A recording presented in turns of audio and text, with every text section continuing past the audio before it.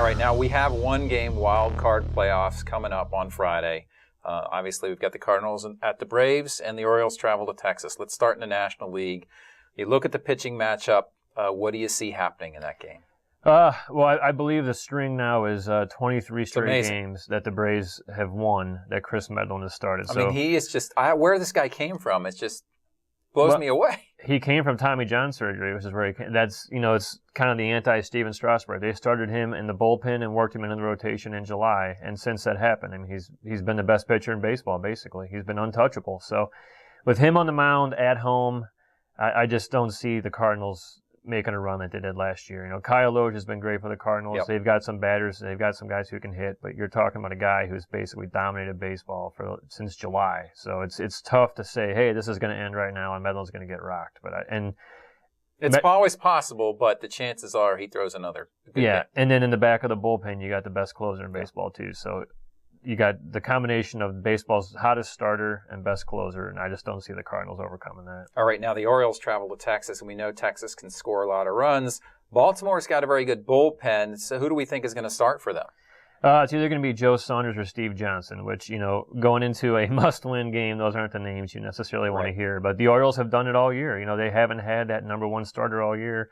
They've thrown 10, 12 starting pitchers out there all year, and they get the job done. It's not necessarily the starters that get the job done, but they can keep them in the game on most nights. The bullpen has been great. They can hold the lead, and their offense has been strong enough that they can keep a team in the game and they can pull it away late, which is why they're so great in one-run games and they're so great in extra innings. So I think the key here is the Orioles have to get a solid performance from their starting pitcher, whoever that ends up being. Are we talking about like 5 innings here? I mean, how deep does a starter need to go to keep them in the game? Because I think once you get in the bullpen, you're feeling pretty good, right? I think you've got to have something like 5 innings pitch, 3 or 4 runs. Mm-hmm. I think if it's with the Orioles are within a run or two in the 5th inning, I think, then you got to like their chances of, pulling it out late. But it's just the question for me here is Texas. They've just been completely wiped and just taken apart by the A's the last 3 days. And, they're going to go home. That'll help. And they're going to have a day to kind of regroup and recover from what just happened. But, I mean, they're ending the season on a terrible slide, and their confidence has to be shot right now. So